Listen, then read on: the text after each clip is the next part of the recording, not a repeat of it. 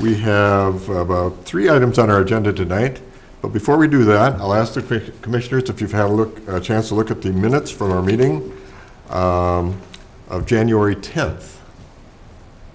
Are there any changes, corrections, additions? If not, I'll ask for a motion. So moved. Got a motion to approve by Commissioner Lutz. Second. Second by Commissioner Siems. Any other discussion? All in favor? Aye. Opposed? Thank you. The first item on the agenda is an open public hearing to consider a request from Ulen Brothers Incorporated, 2400 Myers Road, Albert Lea, Minnesota, for a 5-year interim use permit for a mining operation. This action is pursuant to Austin City Code Section 11.57 and 11.56. This item has been continued from the January 10, 2017 Planning Commission meeting. As you noted, the first matter is regarding a pit operated by Ulen Brothers. The property is owned by Greg Johnson and is located at the intersection of 8th Drive Southeast and 8th Avenue Southeast. This is Jennings Recycling to the south here. And you probably wouldn't notice this from the street. There's a lot of trees and vegetation around it. This pit has been operated for many years, but not in the last approximately 8 years. So it's filled up with water since then. However, the city and Ulen's both desire to complete the extraction of sand from that pit to be used in construction projects and then close that pit and do some work to alleviate some drainage issues in that area. The Ulen Brothers is asking for, in the past they've gotten conditional use permits to operate the facility. In this instance, since we now have the interim use permit, which is a temporary permit, is what we're looking at and what they're asking for. We are analyzing this as an interim use permit. The current area is just an existing inactive, intermittently used gravel and sand mining pit. The area to the north is residential, but it's probably, you can see some of the houses here north of the area in that we're looking at. The again, area to the south is the salvage yard or recycling facility. The area to the east is undeveloped, and to the west is some commercial. Notices went out to the surrounding landowners. The only response I received was from a Barb Trimble. She came to the council meeting because she expected us to have that meeting after the January 10th. And I spoke to her and let her know that the next meeting would be February 14th here at Planning Commission. She hasn't spoken to me or gotten back to me, but I will contact her after this meeting and let her know that it will be going to council and what the result is. The applicable code sections are section 11.30 subdivision 3H mining, which allows mining in a R1 residential district. The reason that it requires a conditional use or an interim use permit is due to the extraction of in excess of 1,000 cubic yards or more from the site. Requirements for the interim use permit are signed statement agreeing that the applicant, owner, operator, or tenant has no entitlement to future reapproval of the interim use permit, that the use will not impose additional costs on the public if it is necessary for the public to fully or partially take the property in the future, and that the applicant, owner, operator, tenant, or user will abide by conditions of approval that the city attaches with the interim use permit. And they did, there is an attached letter to that effect in your materials. Also, there are some additional requirements that you should, or factors to take into consideration. The period of time which the interim use permit is to be granted will terminate before any adverse impacts are felt upon adjacent properties. This particular project will terminate within 5 years without renewal. The project will be completed and the property restored as detailed in the attached map.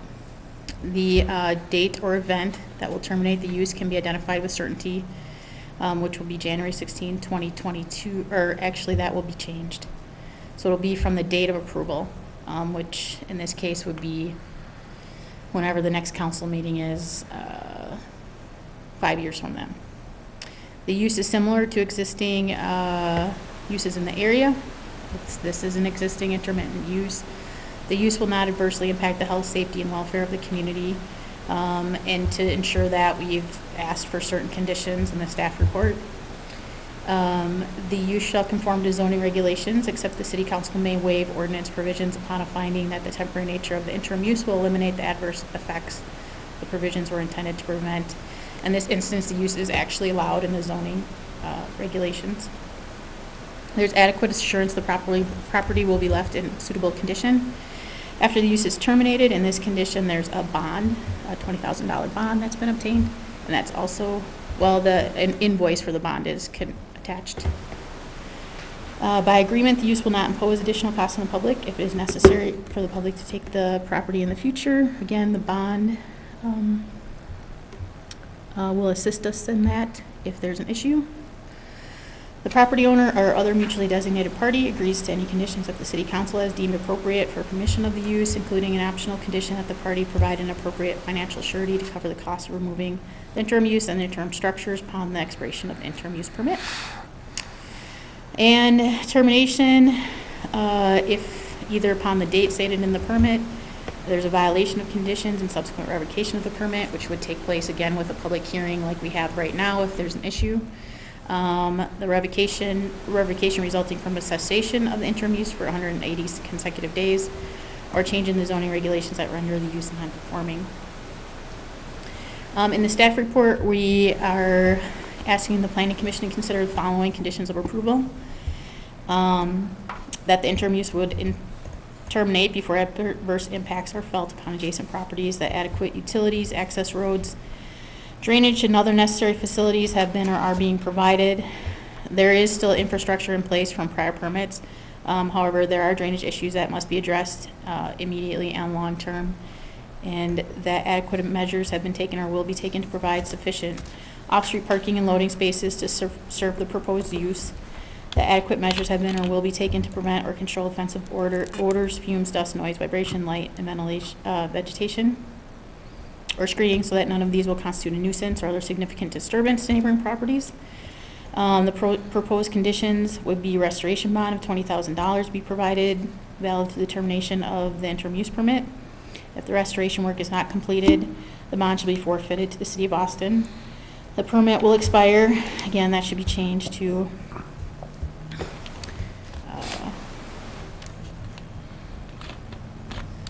I can't think of the date. Is it the second Monday? of the month? 21st, because I think it's closed for President's Right, you're Day. right, so Tuesday, so February 21st. February 21st, 2022. Extraction of sand shall be limited to the area shown on the attached map. Stockpiling shall be allowed during the project to a maximum of 30 feet and shall be at least 400 feet from existing residential property. If significant concerns or nuisance is established, the stockpiles will be limited to 30 days.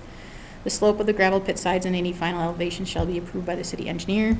Hours of operation will be Monday through Saturday, 7 a.m. to 6 p.m. The owner was responsible for contacting the Malheur County Soil and Water Conservation District regarding Wetland Conservation Act. They did receive a no loss determination, which is attached. The owner-operator must provide a copy to the city of an erosion control plan and final drainage plan. A final grading plan shall include a buffer between the pit area and adjacent property as determined by the city of Boston engineer. The buffer shall consist of a berm 3 feet in height.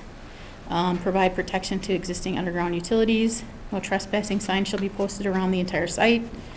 Dust control shall be provided when necessary through the life of the permit. All phases shall be completed as shown in the attached documents approved by the city engineer, which basically we're talking about the reclamation. And then the Ellis ditch would be diverted into the pond and the reclaimed area would serve as a water retention pond.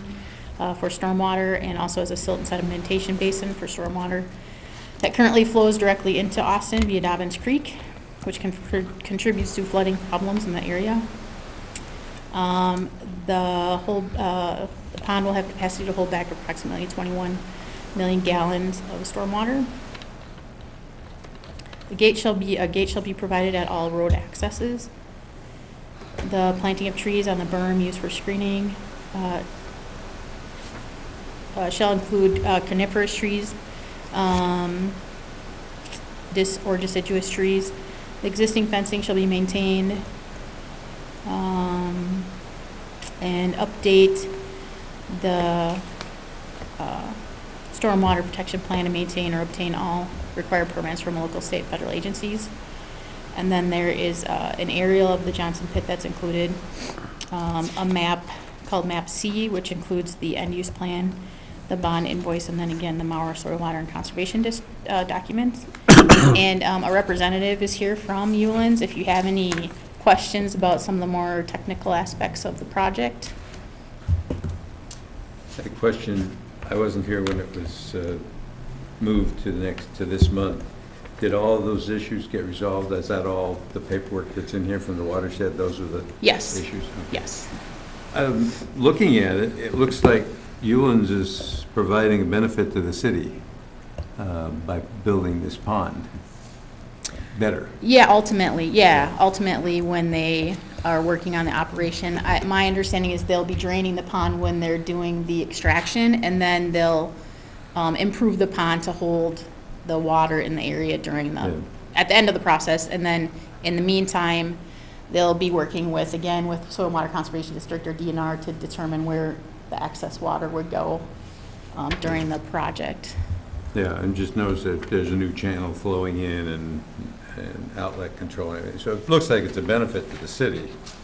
And certainly with all the requirements you've put in place, I don't see any reason we shouldn't proceed with this. Yeah, as the petitioner then is in agreement and in compliance then, or will be in compliance with all of the specified conditions, and They've received a copy of the application or they've received a copy of the background or backup materials, and we've discussed them prior and made some adjustments, and as far as I know, and their representative is here and she's nodding yes that they agree.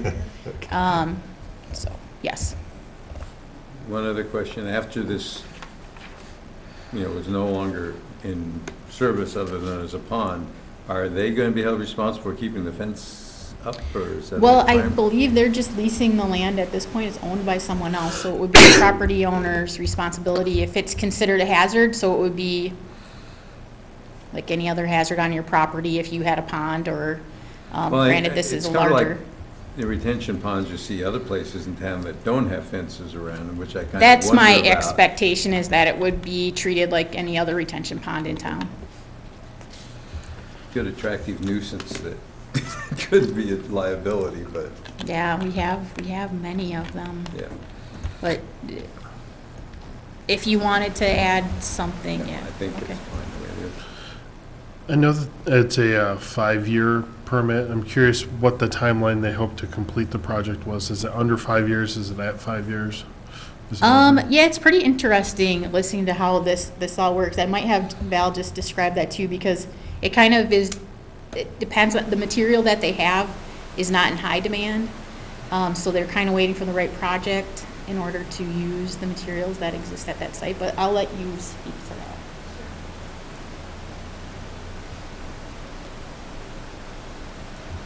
Hi, good evening. My name is Valerie Sheedy. I work for Ulan Brothers, and I manage our permits and these sorts of operations. So, how this project has worked historically is, like Holly mentioned, we dewater the pit. We drain the water out of it and through a series of settling ponds here, and then it discharges out and on down to the river. That's overseen by a MPCA permit that requires us to monitor that discharge and keep track of things. So when we draw the water down, then it's sand, granular borrow. So when there's a project in the area that requires, maybe like a soil correction, they call it, underneath, where you would remove from underneath a building or underneath a road and put in granular borrow or a sand material so that it is less susceptible to freeze thaw. That's when we try to utilize a resource like this. So we draw the water down and bale the sand out with an excavator, bring it out with an excavator, let it drain, and then take it to the project. Those projects are kind of market driven, it just depends on what's being built in the area, whether or not there are major roadway improvements, what the specifications on the project are. That's part of the challenge that the pit has been idle for the last 8 years, is that a couple of the projects that have come through the area that would normally be well suited for this resource had specifications that were just a hair tighter than what we could make with the granular borrow that's in this location. But that said, we've had it here for quite long enough. So we're just asking for the last kind of cycle of 5 year to try to accelerate that and just make it happen, find uses for it, find projects that can take the material. I do expect, to answer your question, that it'll take the full 5 years. Okay. So is this unique soil, or unique to that? I mean, is this something that's just this specified area, or is it something it's just that it'll work here, or how did you? There are sand deposits around Austin that are kind of associated with the glacial outwash and the geology around Austin with the rivers. It is unique that this one is kind of right in town. Normally we don't do that, but at the same time, it's a good resource, and it's in close proximity to the city. And so, what it is that you need to have a very, very clean sand in order for the water to run all the way through it, so that it can't freeze thaw, so that it can't heave when it freezes. And this sand is pretty clean, but not really, really clean. So that's the difference. That's why we haven't quite been able to make use of it, but we're hoping to find a way around that, or find the right project for it, or somehow make do. I find it interesting sometimes to just know what's under our feet. Yes. Here we are, and Yeah. yeah. Is the 18-foot depth the current depth, or is that the anticipated finished depth one? That is the anticipated finish depth. The east side, this area that I have kind of outlined here, that is completed. That's been excavated to between 15 and 18 feet. So if we drew the water down, then land would show up here on the, it's only, 2, 3, 4 feet deep over there.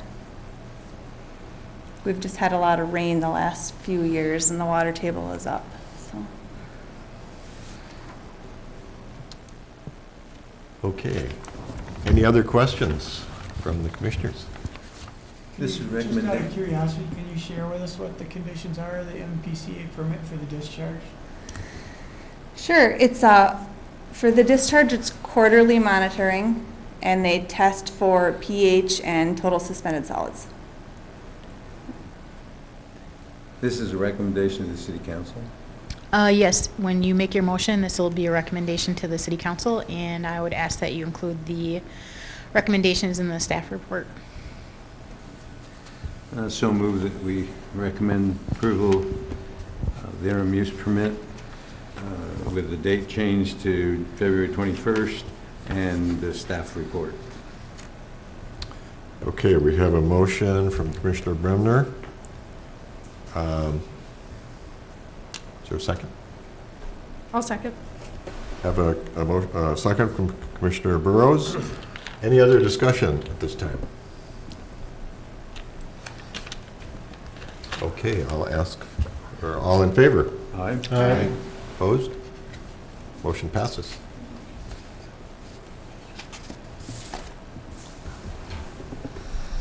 The next item on our agenda is to consider a request from Moore County Recycling and Precision Signs regarding the denial of a sign permit.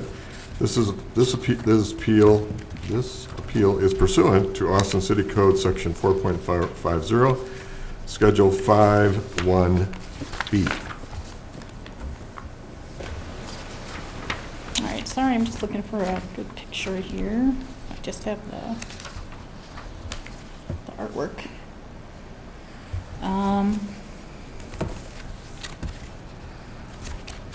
When was this denied?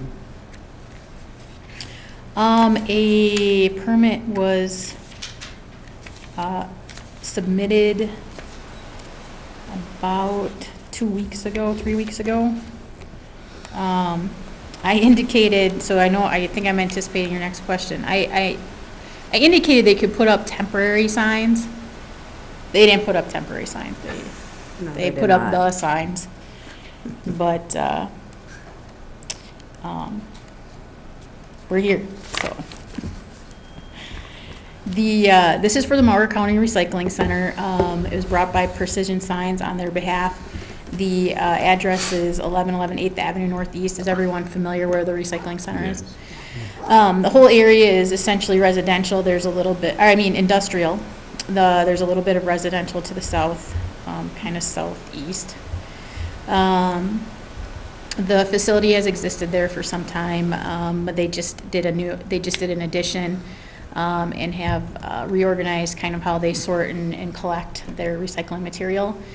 And in those efforts, they wish to put up some signs to direct the public as to what kinds of materials are accepted and where they should go. The really small signs and the arrow on the side of the building, those are exempt from our sign permit regulations. They're small enough. They're just directing. They're not an issue. The larger signs, we have an ordinance that requires they not take over more than 15% of the wall space on the building, which this is compliant in that instance. It only covers about 9% the signs. The concern is that they're allowed to have 2 signs on each side of the building facing a public right-of-way. So this building does face 2 public right-of-ways, but this particular area faces the parking lot and then the buildings next to it, which are also owned by the county. So kind of strangely, if they had done this all as one sign, they'd be fine. But really, it has the same effect being broken into 4 pieces as if it had just been one whole sign. So the code allows, let's see, as I said, the code allows 2 wall signs facing a public right-of-way. That's the issue. The signs would be compliant, as I said, if it was one large sign. It doesn't exceed the covers limit. The purpose of limiting the number of signs is to provide a uniform standard and avoid confusion. And they've located the signs per their organization and collecting and to try to provide guidance to the public and using their facility. The rules of the variance are that the variance is in harmony with the general purposes and intent of the zoning code. It's consistent with the comprehensive plan. In this instance, it's an industrial area. That's not really an issue. The applicant has established that there are practical difficulties in complying with the provision, and they propose to use the property in a reasonable manner not permitted by the provision. The plight of the landowner is due to circumstances unique to the property, not created by the landowner. The variance will not permit any use that is not allowed. The variance will not alter the essential character of the surrounding area. Economic considerations do not constitute practical difficulties.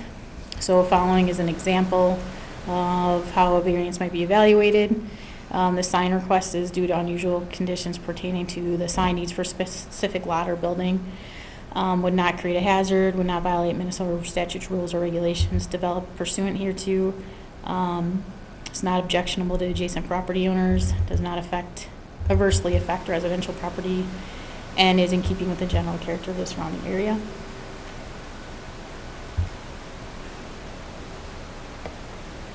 I would say that there was really no other place for them, based on our zoning code, to add their addition to their building. They're kind of stuck with that building and on that lot.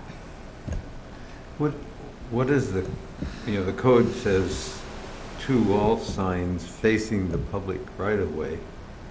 since these don't face the public right away, how does it? That's why they would need a variance. So it would be a the variance variance. is because they're not facing the public Right, right away? right. The sign code requires Oh, every okay. sign to face a street. Ah. If it doesn't face a street, they need special permission. Like if Okay, your I sign's missed facing that your in this neighbor's whole building. discussion, okay, good. Yeah. And the purpose is typically to advertise something. In this instance, that's really not Well, what they're to doing. advertise, make sure you put the stuff in the right place. Right, true. Yes, correct. Yes, good I point. understand their concern, too. You definitely need the signs. Yeah. Yeah. You need people to read them and comply. You need the signs to start with. Do you have any Okay, questions? yeah. So the commissioners have any questions, follow up? This is also a recommendation to the city council. Okay, thank you. So if there are no questions, no other items? I'll move for- that we forward this on to the city council for staff's report. Okay, I have a motion to approve this and recommend to the city council. Second. For the- From Commissioner Thank you for Brenner. getting it in the right words. And a second from Commissioner Lutz. Any other discussion? Hearing none, all those in favor? Aye. Aye. Aye. Opposed? Motion passes. The third item that is scheduled for our agenda tonight is to consider a request from Nicola and Christoph Bauman, 107 27th Street Northwest, Austin, Minnesota, for an interim use permit to house horses on her property. This action is pursuant to Austin City Code Section 11.57 and 11.56, and it's my understanding we're going to continue this to our next meeting. Do we need to have a motion for that, to that Yes, effect? yes. And can you say the date? It's March 14th. March 14th, I'm sorry, yep. To continue to March 14th. So I'll ask for a motion from the commissioners to that effect. So moved. Motion to continue this to March 14th by Commissioner Lutz. Seconded. Second, Commissioner Postma. Any other discussion? I had a question, somewhere in here, all the paperwork, there's a thing about 1 horse per acre, Yes, and yet they're asking for 3 to 4 horses in less than 3 acres. yes. So they're asking for more than what's allowed. Well, no. It's just a recommendation. But we can talk about it at the next meeting. Okay. So we have a motion and a second. Any other discussion? And again, I can follow up with more materials on that too. If you want to call me, if anybody wants to call me with any questions or needs more information on something, feel free to do that. And then I will Okay. provide more materials for you as needed. Okay, thank you. All in favor? Aye. Opposed? Thank you very much. No other No business? other business tonight. I'll ask for a motion to adjourn. So moved. Motion by Commissioner Seams to adjourn, second by Commissioner Bremner. All in favor? Aye. Opposed? We are adjourned. It's almost a record, I think.